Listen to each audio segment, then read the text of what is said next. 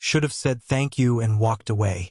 But instead, I looked straight at her and said, "I'll come every night." It wasn't a joke, not really. And she knew that. I saw it in the way her hand paused on the edge of the kitchen counter, fingers tightening just slightly, her gold bracelet sliding down her wrist like it was startled too. She turned to me, slow and careful, like something fragile had been knocked off balance. That was how she moved most of the time, like she was trying not to spill anything she couldn't clean up again. Her name was Elise, Mrs. Keller to everyone else. Elise in my head. She was my best friend's mom, mid-40s, confident in a way that wasn't loud. Curvy, graceful. Like she didn't care who noticed but always knew someone would. She smelled like cedarwood and something warm, like coffee and oranges in the morning sun. I'd been coming over more ever since Mason left for college a month early, helping her lift boxes, fix the garden hose, eating leftovers she insisted weren't worth wasting. I told myself I was just being polite. She told me I was a good man. But today she said I deserved a reward. She was standing barefoot in the kitchen, hair tied up messily like she hadn't planned to be seen. The blouse she wore clung a little when she leaned forward to wipe the counter, and the soft hum in her throat, like she'd forgotten I was even there, tied something tight in my chest.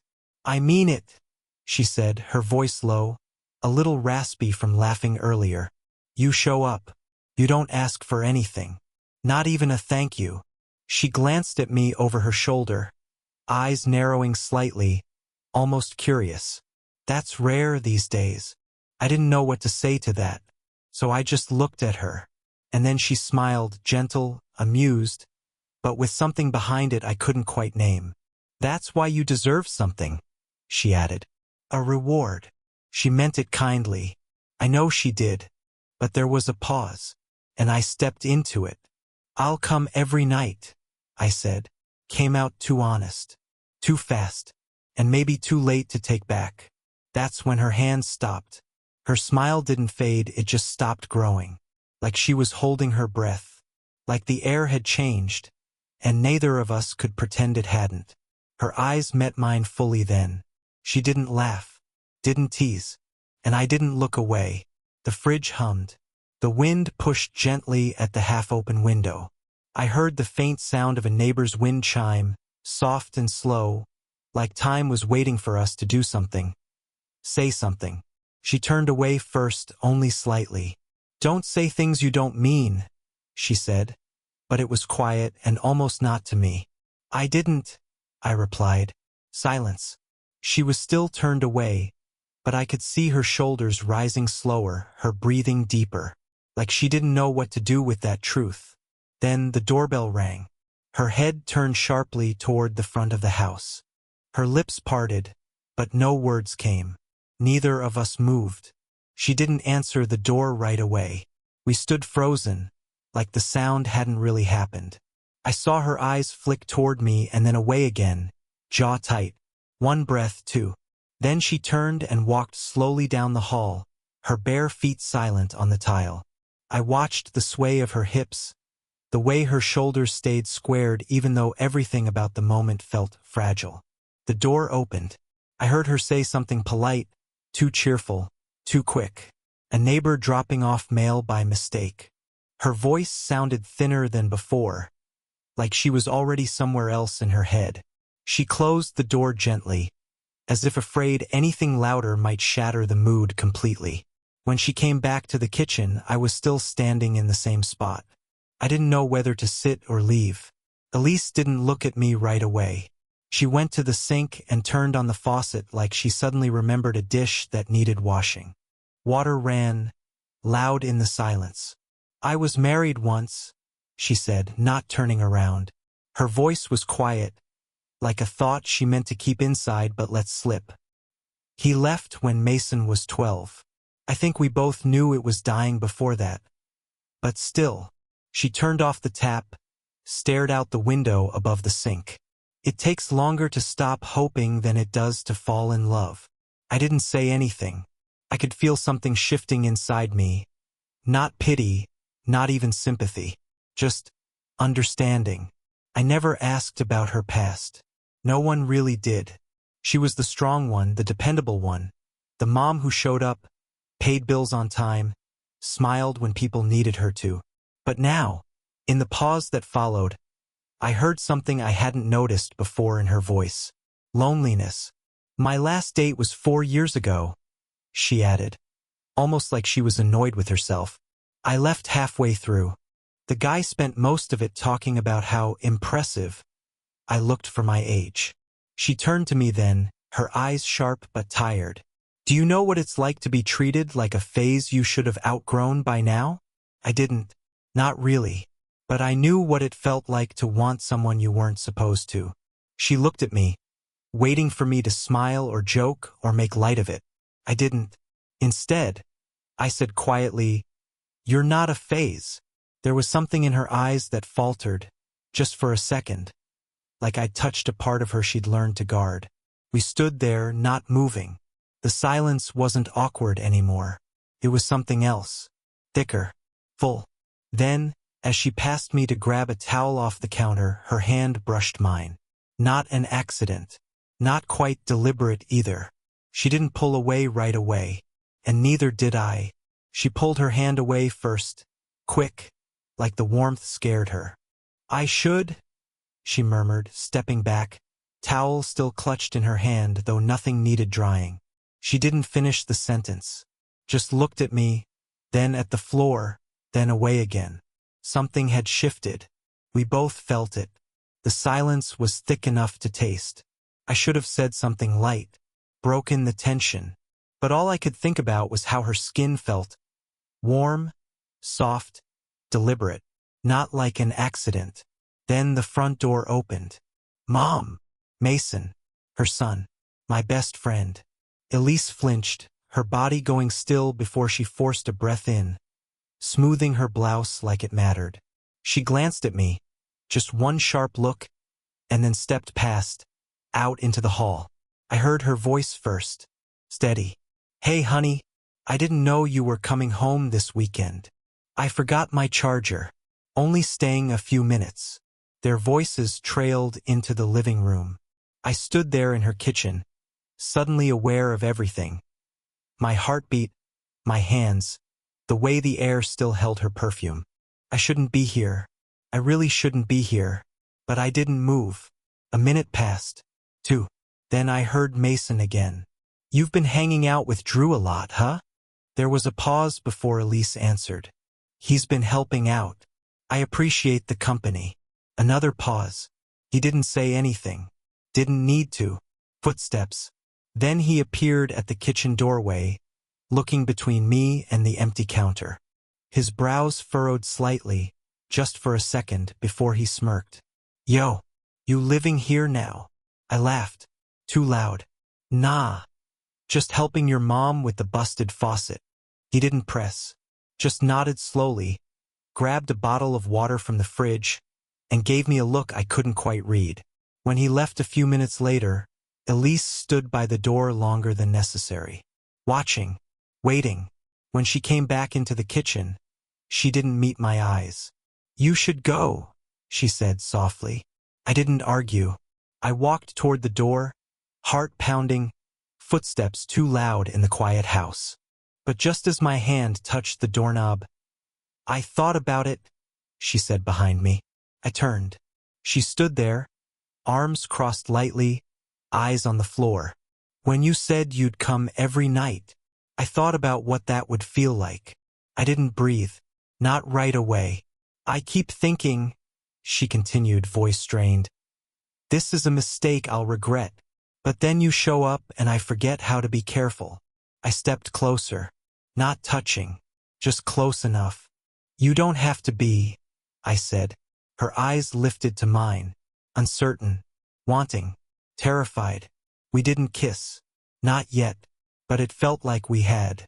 And this time neither of us stepped away. She called me the next day. Not a text. Not a casual, time-delayed response I could overanalyze. A real call. Just after 9. When the world outside had quieted down and the silence inside felt heavier than usual. "Are you alone?" she asked. Her voice was low, breathy, but not playful. There was tension threaded through every syllable, like she debated a dozen times before pressing call. "Yeah," I said, already sitting up straighter. "Are you okay?" Pause. "I don't know." Another pause. "Can you come over?" No reason. No explanation.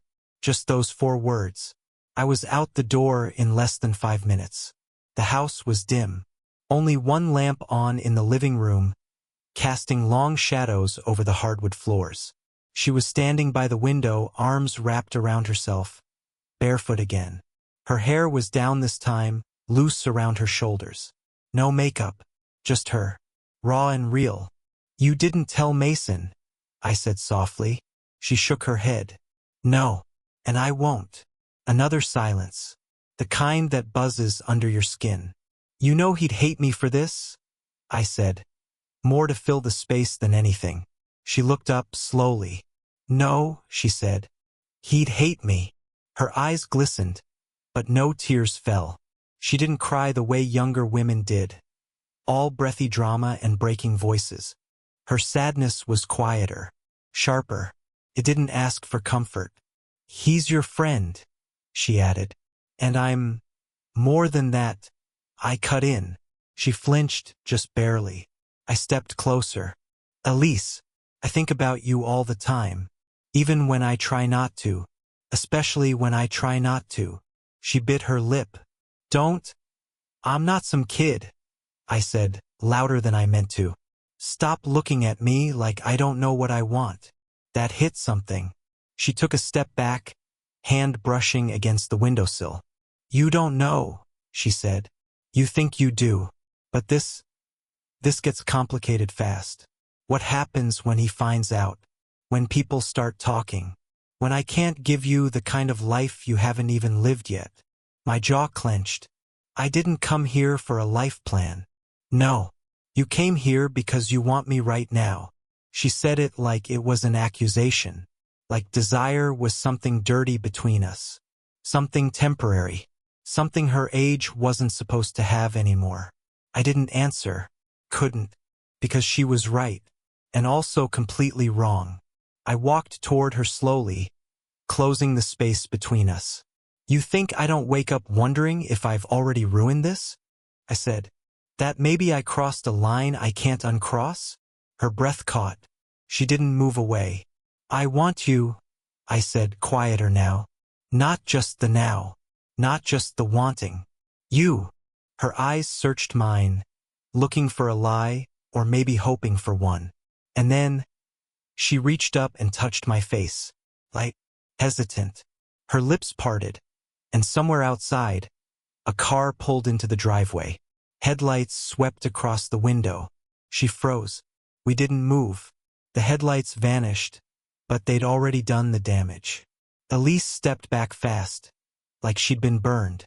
Her hand dropped from my face. Her whole posture shifted, like the version of her that had just reached for me wasn't allowed to exist anymore. She moved to the window, peered out through the blinds. "It's Mason," she whispered. Her voice cracked. "He's early. I didn't know he was coming back tonight." I stood frozen, everything in me still humming from her touch, from the almost of what had just happened. But now it felt like a dream already unraveling. She turned to me. "You have to go. Out the back." "Elise?" "No," she said firmly. "Not now. Please." I grabbed my jacket, heart pounding like I'd been caught stealing something. I didn't know I needed this badly until someone threatened to take it back. She opened the kitchen door quietly. I stepped out into the cold. But before she shut it, she said something that hit me harder than the panic. "I meant it. All of it. But it can't be like this." Then the door clicked shut. I didn't sleep. I kept thinking about her hand on my cheek. About the way her voice broke when she said it can't be like this. And worse, the look in her eyes when Mason's headlights pulled us back to reality. The next day, I tried to distract myself. I worked out. I drove aimlessly. I almost texted her 5 times but deleted every draft. Then, just after sunset, my phone buzzed. Not a message. A photo. It was Elise, smiling next to a man I'd never seen. A little too polished. A little too rehearsed. Caption. Dinner with someone who still remembers how to show up. Posted by Mason. Public. I stared at the screen, pulse rising. Comments flooded in fast. Friends. Family. People I half knew reacting with emojis and, finally, S. But it wasn't the man's arm around her that hit me hardest. It was the smile. Because I'd never seen her smile like that for me. Part of me said, she's protecting you. She's protecting herself. But another part, the younger, meaner, scared part, whispered something else. She chose safe. She chose clean. She chose not you. I threw my phone across the bed and paced, jaw tight. Minutes later, it buzzed again. A text this time. From her. Don't believe everything you see. I didn't know Mason would post that. Please don't disappear. I stared at it for a long time, fingers trembling. She could have denied it, could have lied. But instead, that. I didn't answer. Not yet. I needed to see her, hear her voice, look her in the eye. So I got in the car and drove back to her place. I was halfway there when I realized the voicemail icon was blinking. It was from Mason. His voice, low and flat. I know what's going on. Don't show up again. The call ended. The streetlights blurred in my vision as I drove on. Faster, tighter, heart pounding. Because I wasn't turning back. Her porch light was off when I pulled up. I sat in the car for a moment, engine still running. Mason's voice echoing in my head. Don't show up again. Too late. I killed the engine and walked up the steps. Hands cold, heart louder than my footsteps. The house looked still, quiet, but I knew she was awake. I knocked. One soft knock. Then another. Nothing. Then the door opened just a few inches. Elise stood there in a long cardigan, hair pulled back loosely, face bare. No smile. Just exhaustion. And something else. Relief, maybe, or fear. I told him I invited you, she said before I could speak. That I asked you to come help around the house. That nothing ever. She broke off. Her eyes were glassy. He doesn't believe me. I stepped forward. Because something did happen. She closed the door a little farther, her voice low, like the walls could hear us. He's my son, she whispered. And you're not a boy, I cut in. Stop calling me that in your head. I'm not a boy. She didn't argue. I looked at her. All of her.